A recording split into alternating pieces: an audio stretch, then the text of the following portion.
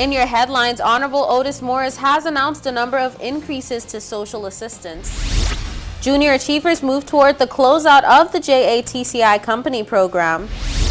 And the Department of Agriculture is introducing an agro grant incentive program.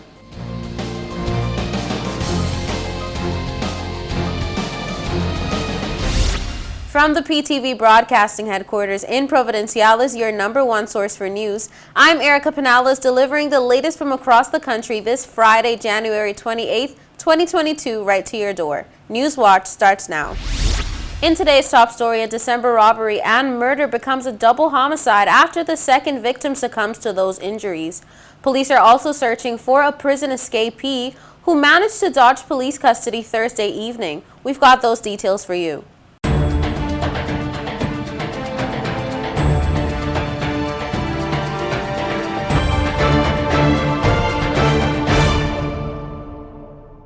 Police say the second victim, a 34-year-old woman who was wounded in that robbery murder back in December at a shop in Q-Town, has succumbed to her injuries almost 1 month later. Newswatch learns that 34-year-old Michelle Rosette was flown to Haiti for emergency care after being shot along with a male on December 28th at a store in Dockyard.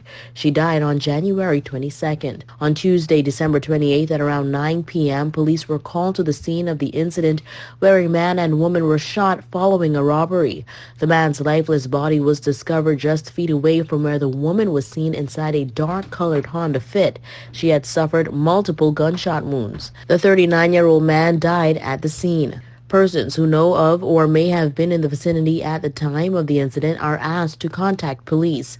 In related news, a prisoner, 27-year-old Luciano Paul, has escaped police custody at the Chalkstown police station, where an officer was injured in the process and is receiving medical attention. Paul, also called PT, is reported to have escaped on Thursday evening, January 27th. Police have embarked on a search for the escaped prisoner and urges him to surrender at the nearest precinct. Social Service Minister Honorable Otis Morris has announced a number of increases to social assistance. Here's more. The increase in the social service assistance will positively impact both children and adults, as announced by the minister in the House of Assembly Thursday afternoon. I am pleased to stand here this afternoon and announce to this House today that we in Cabinet has agreed to the increase in the social assistance to individuals, so the social assistance program to individuals that are on that program. Mr. Speaker, you can appreciate that these monies are awarded to provide temporary financial aid to individuals who face socio-economic challenges. With that being said, Mr. Speaker, I take pride in saying that we have increased the amount for foster child from a mere $120 per month, $500 per month per child.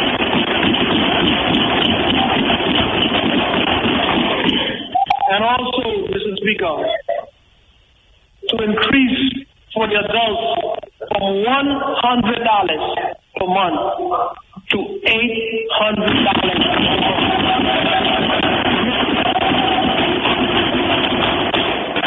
Mr. Speaker, this is progress. Meanwhile, the minister also addressed the recent water woes being experienced by the residents of Grand Turk. On another topic that falls within the remit of my ministry, with the water situation here in the nation's capital, I would like to report today that after a lot of the last few weeks of frustration that the people of Grand Turk had been going on with the water situation, that I had been inquiring most daily on an update on it.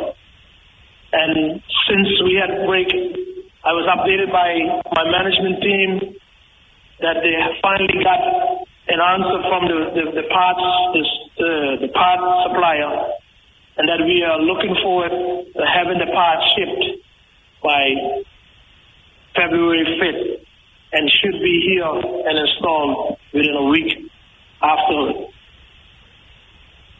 and know that it is not for trying to work as hard as possible to resolve that issue. But finally, I have, and even if it's not as good news that I was hoping for, at least I can have something now to say to the people that it is being worked on. For PTV Newswatch, I'm Delana Isles. It's time for a quick break. More Newswatch when we return.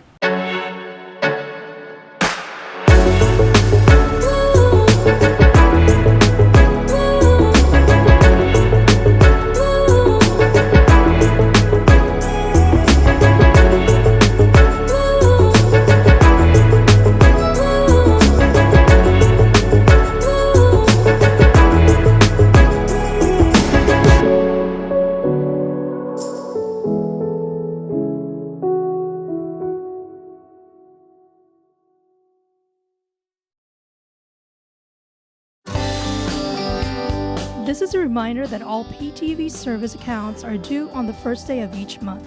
Accounts should be brought up to date by the 28th of the month to avoid disruption in service.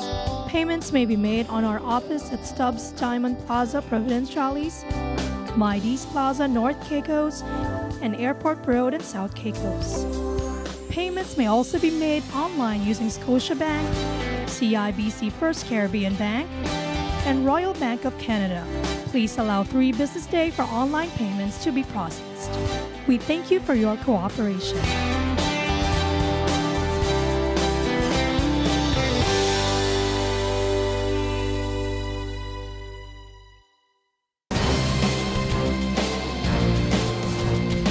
Welcome back to Newswatch. As promised, the Ministry of Education has issued an update on the way forward into the opening of the 4th phase in the return of face-to-face learning. We have the latest for you. Phase 4 of the reopening of schools begins on Monday, January 31st, where some students will re-enter the classroom.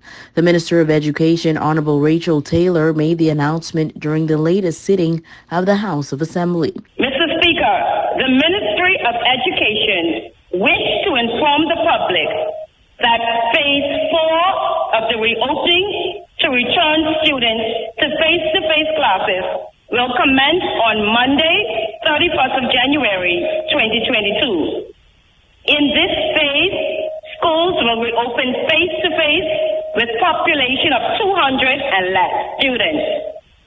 Schools with population of over 200 students will engage in hybrid learning, a combination of online and face-to-face learning. Some students, specifically forms 1 to 3 with greater populations, will partake in hybrid learning, while 6th graders, 4th and 5th formers will engage in daily face-to-face classes.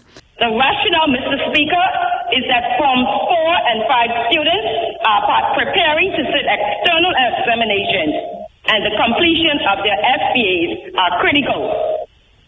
As it relates to the large primary schools with a population over 200 students, Mr. Speaker, all grade 6 students will attend face-to-face, and the remaining students will attend via the hybrid approach of online and face-to-face learning.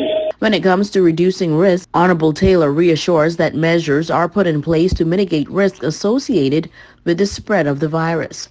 Mr. Speaker, the ministry will be seeking parental consent to test students randomly so as to maintain as safe an environment as possible for teachers and students. If a student has any flu-like symptoms, they must remain at home until the symptoms have subsided. If a student tests positive for COVID-19 or is a member of family where another member has been placed on quarantine, the student is to access classes online until a quarantine order release has been issued. Additionally, parents are being encouraged to have children 12 years old and older vaccinated, while children ages 5 to 10 years are said to be able to benefit from the next batch of vaccines to arrive in February. Vaccinated teachers are to be tested bi-weekly and the unvaccinated on a weekly basis. Officials say announcements on the 5th phase of the reopening process will be made on February 10th. There's a feeling of both excitement and anxiety in the air as Turks and Caicos Junior Achievers move toward the closeout of the JATCI company program. More details in this report. From a press release, we've gathered that for the past 5 months, the Junior Achievement teens have worked arduously to build their companies, create signature products, promote their offerings, and attend to the details of bookkeeping and reporting, shareholder engagements, financial reporting, and now the formal dissolution and final summaries of those companies. We're informed that the past few weeks have presented a challenge to the groups with in-person company meetings, impossible while at-home learning was the necessary order for the day. Still, the groups have persevered and overcome those hurdles, ensuring they made use of the outlets available to them to continue making strides. Reportedly, in just under 2 weeks, the JATCI company program will come to a close with achievers currently making preparations to deliver final requirements to the organization's board of directors and a judging panel who will evaluate the company's operations and hear from the achievers themselves on the final day.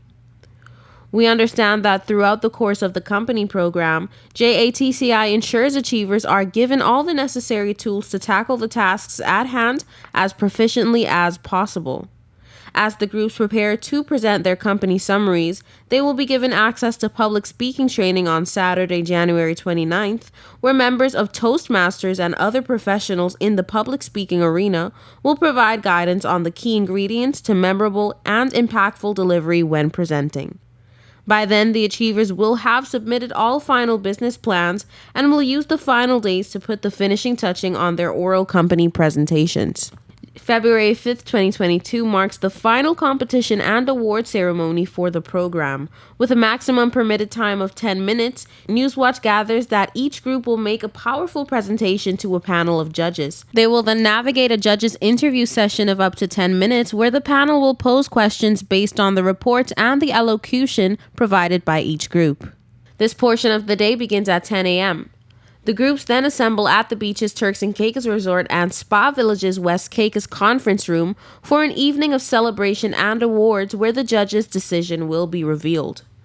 Director of JATCI Angela Musgrove shared, "The closeout of the company program is often bittersweet for us. It is an exciting time, but we are always a bit sad to see it end. The beauty of junior achievement, though, is that once you are a part of the program, you are always a part of the JA family. We are exceptionally proud of these achievers and the work they have done and are eager to see them present and to celebrate their accomplishments with them on February 5th. Musgrove says that the Junior Achievement Board of Directors continues to extend thanks to the sponsors of the JA Company program and hopes to have them all on board again. Don't touch that remote. We'll be right back. Coming up next is your sports authority and weather forecast. Sister Craft Market Souvenir Shop. Come and visit us for your travel keepsakes, keychains, artwork, t-shirts, clothing, jewelry, and many more. We're located at the Lower Bight gas station in Providenciales, and you can contact us at 649-341-3070. That's 649-341-3070. Sister Craft Market and Souvenir Shop.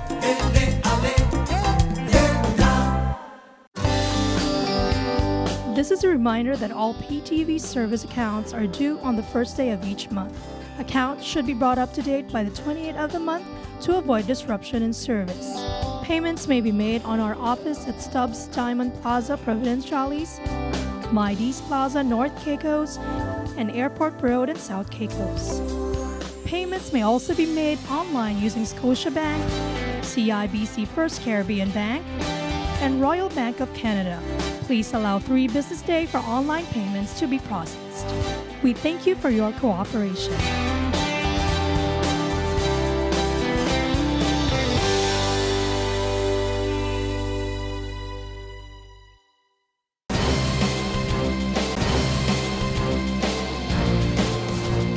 Welcome back to Newswatch. Here's the latest in your sports authority and weather forecast.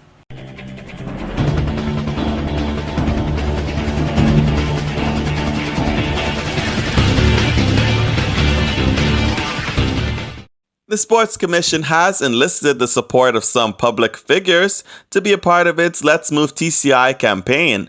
The initiative is geared towards promoting healthy lifestyle choices.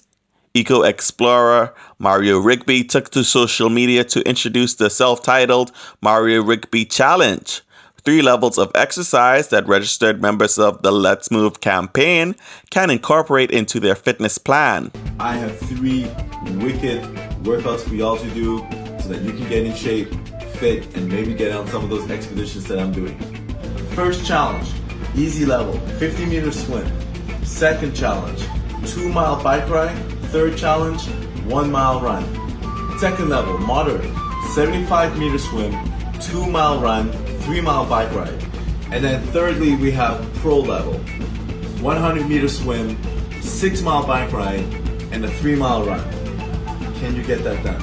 Weekly, you can tune into the Sports Commission's Facebook page and engage in a live workout. This week was the 4th of the challenge and was led by LaDonna Bassett. Minister for Health, Jamel Robinson, and the Minister of Education, Rachel Taylor, also took to social media to encourage others to get involved with the Let's Move TCI campaign. You know what? I was so pleased this morning while I walked the streets of Grand Turk. Every street we went on, there were persons in Grand Turk walking. Stay active, TCI. Let's move and stay healthy. Governor Nigel Dakin praised the initiative for encouraging the public to get active. He also shared an image of him along with his wife, Mandy, putting some workout time in on the Grand Turk roads this morning. For your Sports Authority, I'm Ali Carvey. Here's your 3-day weather forecast. For the nation's capital, Grand Turk, on Saturday, mostly sunny skies, high 80, low 71, winds west-southwest at 10 to 15 miles per hour. On Sunday, mostly cloudy skies, high 76, low 71, winds north at 20 to 30 miles per hour. On Monday, mostly cloudy skies, high 77, low 73, winds north-northeast at 20 to 30 miles per hour. For South Caicos on Saturday, mostly sunny skies, high 80, low 71, winds west-southwest at 10 to 15 miles per hour. On Sunday, mostly cloudy skies, high 75, low 71, winds north at 15 to 25 miles per hour. On Monday, partly cloudy skies, high 77, low 72, winds north-northeast at 20 to 30 miles per hour. For North and Middle Caicos on Saturday, mostly sunny skies, high 81, low 69, winds west at 10 to 15 miles per hour. On Sunday, mostly cloudy skies, high 75, low 70, winds north at 15 to 25 miles per hour. On Monday, partly cloudy skies, high 76, low 71, winds north-northeast at 20 to 30 miles per hour. For Parrot and Pine Key on Saturday, mostly sunny skies, high 81, low 69, winds west at 10 to 20 miles per hour. On Sunday, mostly cloudy skies, high 75, low 70, winds south-southeast at 10 to 20 miles per hour. On Monday, partly cloudy skies, high 76, low 72, winds north-northeast at 20 to 30 miles per hour. And on Providenciales on Saturday, mostly sunny skies, high 81, low 69, winds west at 10 to 20 miles per hour. On Sunday, mostly cloudy skies, high 75, low 70, winds south-southeast at 10 to 20 miles per hour. On Monday, partly cloudy skies, high 76, low 72, winds north-northeast at 20 to 30 miles per hour. For your sunrise and sunset, sunrise 6:30 a.m., sunset 5:32 p.m. And for your high tides and low tides, high tides 4:47 a.m., 5:13 p.m., and low tides 11:17 a.m., 11:15 p.m. And that's it for your weather forecast. We'll be right back with more Newswatch.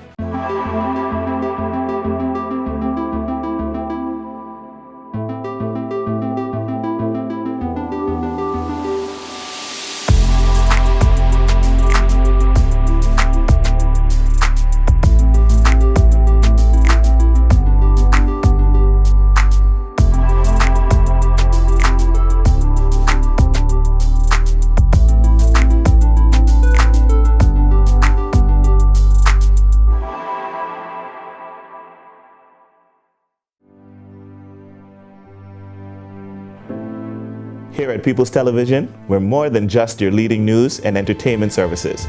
We are spreading the gospel.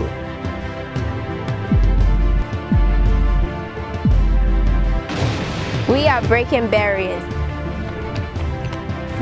We are preserving the culture. Each one, teach one. We are committed to excellence. We're creating change. We are creating memories.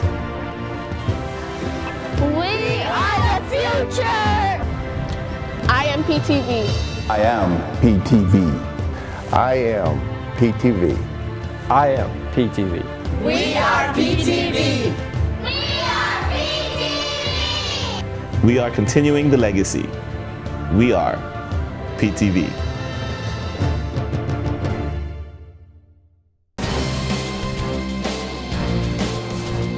Welcome back to Newswatch. The Department of Agriculture is introducing an agro grant incentive program in collaboration with Invest Turks and Caicos. Here are the details about this initiative. I am proud to announce the Department of Agriculture intention to introduce the Agro Grant Incentive Program. Mr. Speaker, yesterday during our cabinet session, I presented a paper on the proposed governance framework for the Agriculture Finance Support Program. Mr. Speaker, in 2018, the Department of Agriculture implemented the agriculture policy, a policy that is at the heart of the stability and potential growth of the agricultural sector. Mr. Speaker, the aim of this policy is to reverse decades of unfortunate agricultural practices and establish frameworks to facilitate further development of the industry. Therefore, Mr. Speaker, the notion of having an agro grant program is to encourage new and existing farmers who wish to invest in modern farming technology or other efficiency upgrades on their farms to resist the effects of ever-changing weather patterns, reduce labor reliance, introduce more efficient use of water, reduce cost of production, improve health and safety, as well as food safety. Mr. Speaker, I'm pleased to announce through the collaboration with InvestTC and the Department of Agriculture, farmers will be able to apply for different grants and receive up to a maximum of $20,000 United States dollars. The minister also announced that next Thursday, Invest Turks and Caicos Micro, Small and Medium Enterprise Division, along with the Department of Agriculture, will be visiting North Caicos to host an agriculture forum. These grants are, number one, for the improvement program. This grant is geared towards existing farmers who wish to perform farm upgrades. Number two, the new farm setup. If you want to set up a new farm, a grant that supports young entrepreneurship and solely dedicated for new or young farmers between the ages of 18 and 25 years. And lastly, the disaster relief grant.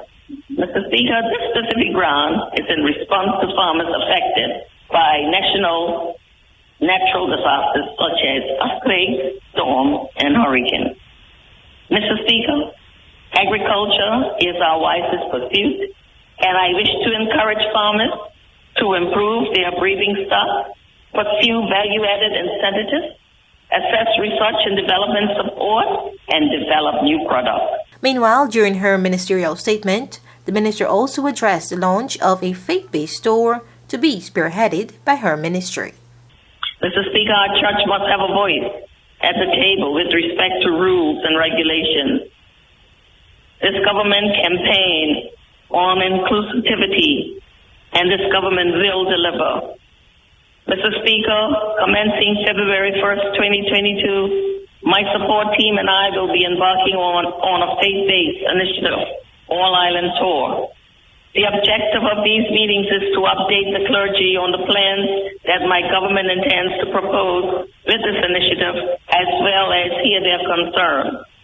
Mr. Speaker, these conversations are important as through collaboration, we would be able to shape a successful framework for the faith-based initiative.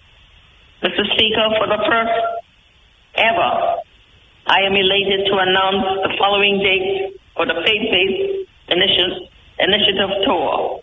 On Tuesday, February 1st, 2022, my team and I will be traveling to the Sister Islands. The tour will commence at Middle Caicos Community Center at 1 p.m. and North Caicos Horstable Beach at 3 p.m. and 6:30 p.m. Mrs. Speaker, on Friday, February 4th, 2022, the tour will venture onto the island of Grand Turk to meet with the Grand Turk and Solki pastors. This meeting will be held at the Salem Baptist Church at 6:30. Mrs. Speaker, on Thursday, February 11, 2022, the tour will continue to the fishing capital, Turks, Caicos, at the New Testament Church at 6:30 p.m.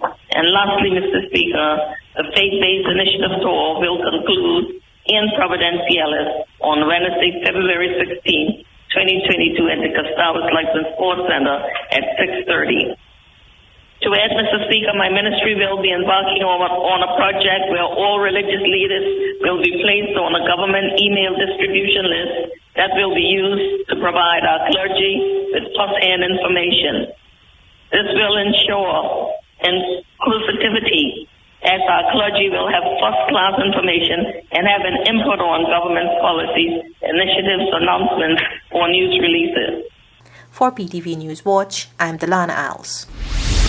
That brings us to the end of this edition of The Real News. I hate to leave you so soon, but of course, you can join us right back here every weekday at 6:30 p.m. and tap into our social media platforms at www.ptv8tci.com. I'm Erica Penales, keeping you informed, updated, and affiliated. Until next time.